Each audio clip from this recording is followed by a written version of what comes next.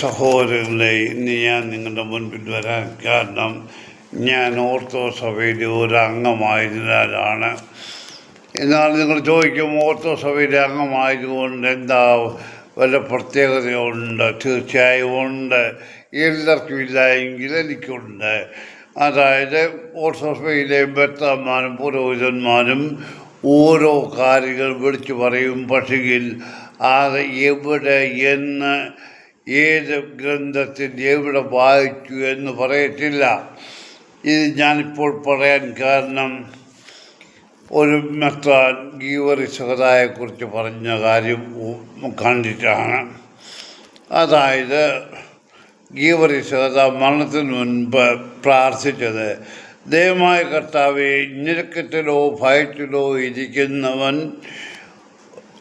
ഒരുത്തൻ എൻ്റെ നാമം ഓർത്താൽ അവന് എല്ലാ നന്മയും കൊടുക്കണമേ.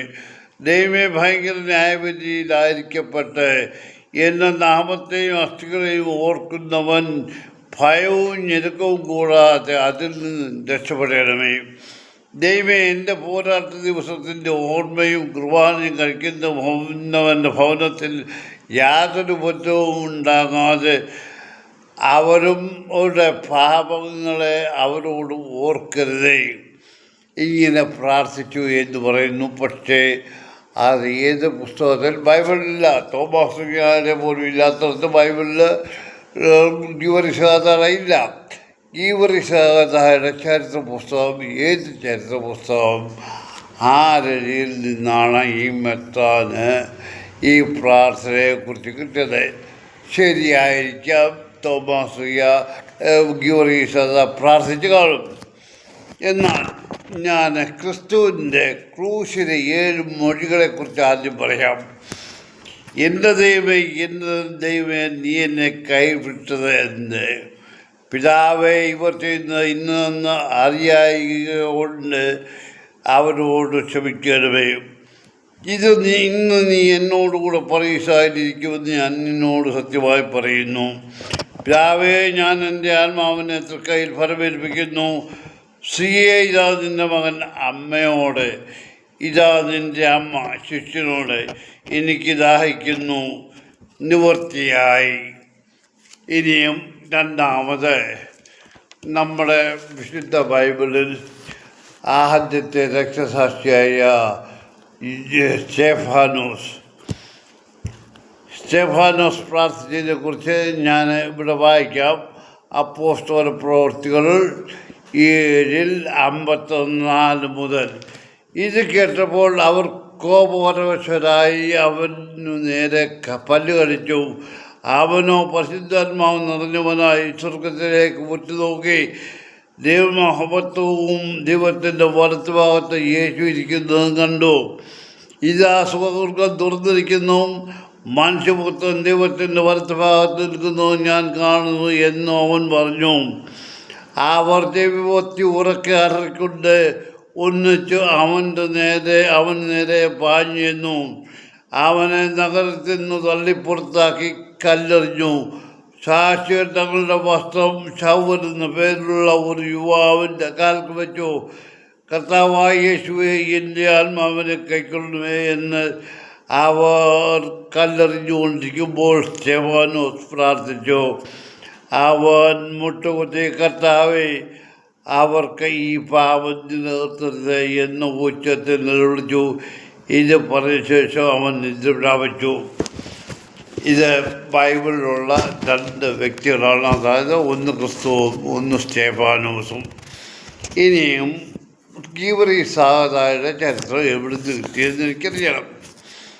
കാരണം വേറൊന്നുമല്ല, ഗീവറീസ് സഹദ പറയുന്നത്,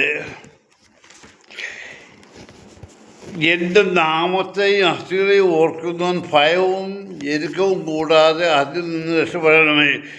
ദൈവമേ, എൻ്റെ പോരാട്ട ദിവസത്തിൻ്റെ ഓർമ്മയും കുർബാനയും കഴിക്കുന്നവൻ്റെ ഭവനത്തിൽ യാതൊരു കുറ്റവും ഉണ്ടാകരുതേ. കുർബാന ഏത് കാലത്താണ് ഉണ്ടായത്? ഈ ഗീവറീസ് സഹദ മുന്നൂറാം വർഷത്തിലൊറ്റ 303 മരിക്കുന്നു തോന്നുന്നു. ആ സമയത്ത് കുർബാന ഉണ്ടായ സമയത്താണ്. അപ്പോൾ ഈ പുരോഹിത വർഗം കള്ളത്തരം പറയുന്നു, അല്ലാതെ സത്യമല്ല പറയുന്നത്. ഓർത്തഡോക്സ് സഭ ഇന്ന് ഏത് കാര്യം പറഞ്ഞാലും ഇന്നത്തെ രാഷ്ട്രീയ നേതാക്കന്മാരെ പോലെയാണ്, പിതൃത്വം ഏറ്റെടുക്കും. ഓർത്തഡോക്സ് സഭയിൽ കാശ് ധാരാളം വരുന്നുണ്ട്. അത് ബാബായുടെയും സഹോദരൻ്റെയും പേരിൽ ട്രസ്റ്റിലാണ് വരുന്നത്. അത് അവരെന്ത് ചെയ്യുന്നു, അവരുടെ കടന്നും കാര്യങ്ങളും ആരെങ്കിലും ചോദിക്കുമോ, പറയുമോ? ചോദിക്കത്തില്ല, പറയത്തില്ല. ഓർത്തഡോക്സ് സഭ ഒരുപാട് ദാനധർമ്മങ്ങൾ ചെയ്യുന്നു എന്ന് പറയുന്നു. ദൈവം പറഞ്ഞിട്ടുണ്ട്, നിന്റെ സ്വന്തം പ്രയത്ന ഫലത്തിൽ നിന്ന് നീ ദാനധർമ്മം ചെയ്യുക. ഞാൻ ചോദിക്കുന്നത്, ഓർത്തഡോക്സ് സഭയിലെ ഏതെങ്കിലും പുരോഹിത മെത്രാനോ സ്വന്തമായി അധ്വാനിച്ച് 10 പൈസ ഏതെങ്കിലും പാവം പിടിച്ചവന് ദാനധർമ്മം ചെയ്തിട്ടുണ്ടോ?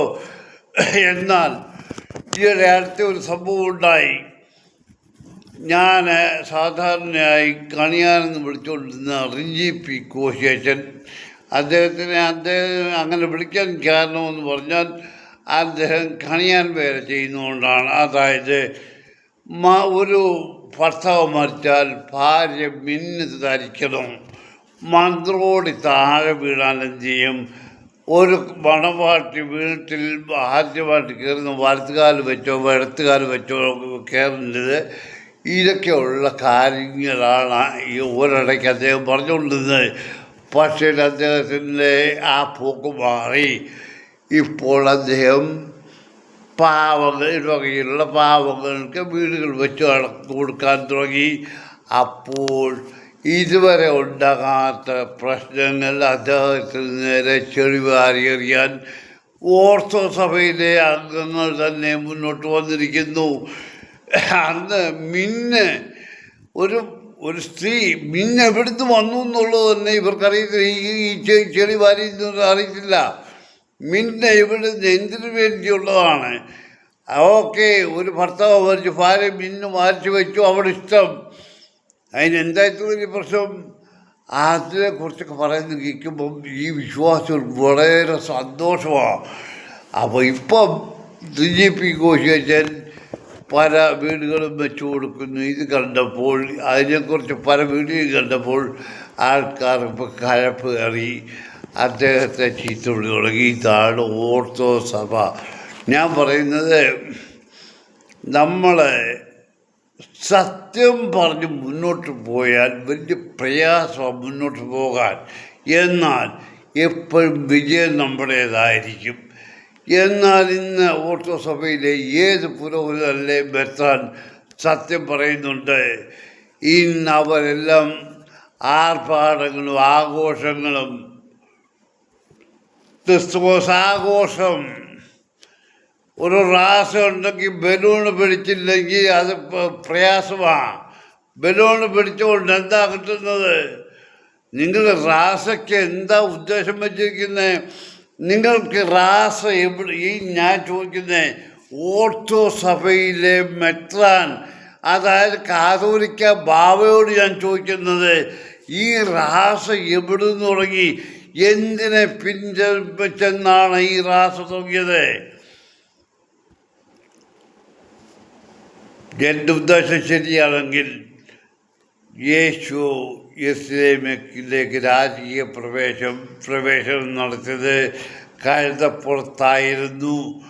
അതിനെ ഓശാന എന്ന് വിശേഷിപ്പിച്ചെങ്കിലും അവിടുത്തെ ജനാവലി മുന്നോട്ട് പോയ ആ ചരിത്രത്തെ ഓർമ്മിച്ചുകൊണ്ടായിരിക്കും നിങ്ങൾ റാസ എന്ന് പറയുന്നത്. അല്ലാതെ നിങ്ങൾ റാസ നടത്തുന്ന പണപ്പിരിവിന് വേണ്ടിയാണ്.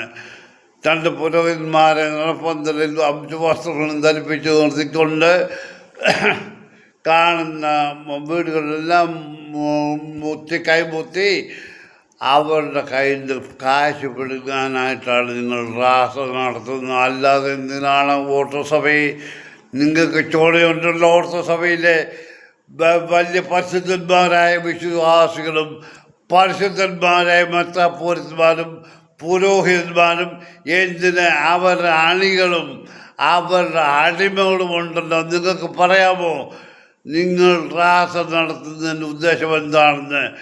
ഇന്ന് നമ്മൾ കേരളത്തിൽ ക്രിസ്ത്യാനികൾ മാത്രമല്ല ജീവിക്കുന്നത്. മുക്കിന് നമ്മൾ പള്ളികൾ സ്ഥാപിക്കുന്നു. അവിടെ എല്ലാ വിശേഷ ദിവസങ്ങളും എന്ന് പറഞ്ഞാൽ ഓരോരോ വിശേഷ ദിവസങ്ങളാണ്. അവിടെ ഉച്ചത്തിൽ മൈക്ക് സ്പീക്കർ വെച്ച് നമ്മുടെ ആരാധനകൾ നടത്തുന്നു. ഞാൻ പറയട്ടെ, ഇവിടെയും ക്രിസ്ത്യാനികളായവരും സുഖമില്ലാതെ വളരെ കഷ്ടപ്പെട്ട് രാത്രിയോ പകലോ അല്പസമയം ഉറങ്ങാൻ വിശ്രമിക്കാമെന്ന് കരുതുന്ന ഉള്ള സ്ഥലത്ത് നിങ്ങൾ ഉച്ചത്തിൽ ഈ ഉച്ചവാഹിനി വെച്ച് നിങ്ങളെ ഇത് നടത്തിയാൽ, കുർബാനയോ ശുശ്രൂഷ നടത്തിയാൽ ഈ പാവം പിടിച്ച മനുഷ്യൻ എങ്ങനെ സഹിക്കും? എനിക്കറിയാൻ വേണ്ട. ഈ ഉച്ചവാഹിനി സ്വർഗത്തിലേക്ക് എത്തിക്കുമോ? നിങ്ങളുടെ പ്രാർത്ഥന സ്വർഗത്തിൽ എത്തണമെങ്കിൽ ഈ മൈക്ക് സെറ്റ് ഈ ഉച്ചവാഹിനി ഉച്ചത്തിൽ വെച്ചെങ്കിലും ഒക്കെ ഉള്ളൂ. ഒരു പള്ളിയുടെ 4 വശത്തും 1 കിലോമീറ്റർ ചുറ്റളവിൽ സ്പീക്കറുകൾ കൊണ്ട് സ്ഥാപിച്ച് എന്ത് കാര്യം സാധിക്കാനാണ്? നിങ്ങളുടെ ഈ കാശുണ്ട്, നിങ്ങൾക്ക് ആഘോഷങ്ങളും ആർഭാടങ്ങളും ഞാൻ ഇന്നത് ചെയ്തു എന്ന് കാണിക്കാം. മക്കളെ, ഇതൊന്നും അവിടെ ആർക്കാടി വരത്തില്ല.